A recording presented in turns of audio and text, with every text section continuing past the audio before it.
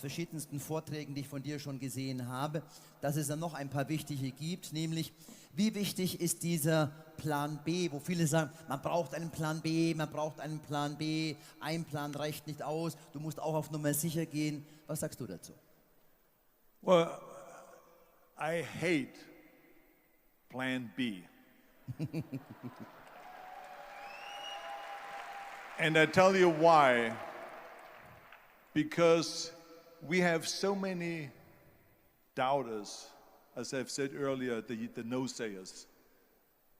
We have so many of those people that say no and you can't do it, it's impossible.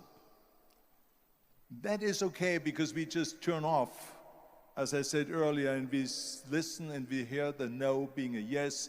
You can't do it, you can do it, and all of that. So that is possible to do that amongst all the negative people around you. But when you start doubting yourself, that's very dangerous. Because now what you're basically saying is that if my plan doesn't work, I have a fallback plan, I have a plan B. And that means that you start thinking about plan B, and every thought that you put into plan B, you're taking away now that thought and that energy from plan A.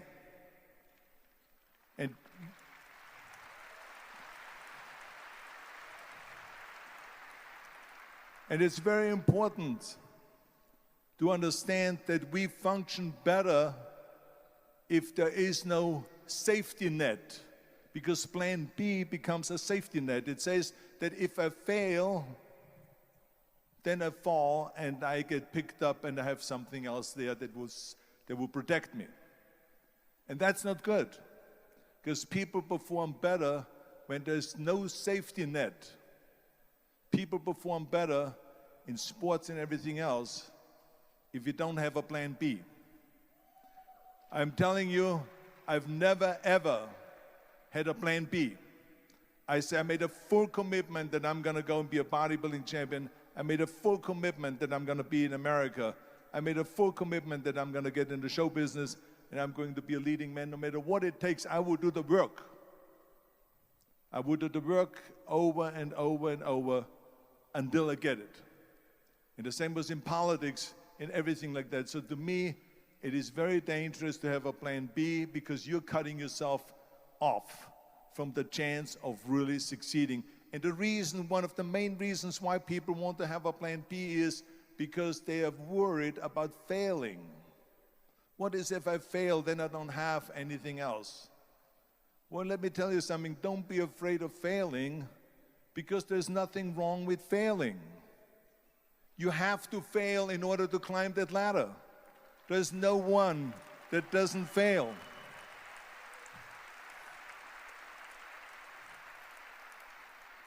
Michael Jordan said in one of his interviews, when they said, "You're unbelievable, you're the greatest basketball player of all times." I mean, tell me about that. And he says, well, you're just mentioning the successes. But he says, for me to become the greatest basketball player, I missed 9,000 shots when I was playing basketball at the NBA games. So during these games that he was so successful, he missed 9,000 shots. Does it make him a failure? No. He's one of the greatest basketball players of all times, but he failed 9,000 times. Do you get it? We all fail. It's okay.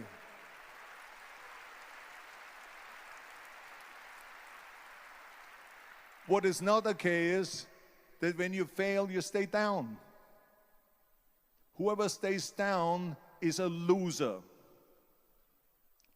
And winners will fail and get up, fail and get up, fail and get up. You always get up. That is a winner. That is a winner. I failed in bodybuilding. I lost bodybuilding competitions. I lost powerlifting competitions. I lost weightlifting competitions. I had movies that went in the toilet and that were terrible and got the worst reviews. And in politics, I remember I had many of the initiatives on the ballot, and we lost. My approval rating in California went down to 28%, and then it went back up again, and I won again the governorship. Hey, we all lose. We all have losses. This is okay, and this is why I say don't be worried about losing, because when you're afraid of losing, then you get frozen. You get stiff, you're not relaxed. You got to be, in order to perform well in anything, if it's in boxing or if it is on your job or with your thinking, is only happening when you relax. So relax. It's okay to fail. Let's just go all out and give it everything that you got. That's what it is all about. So don't be afraid to fail.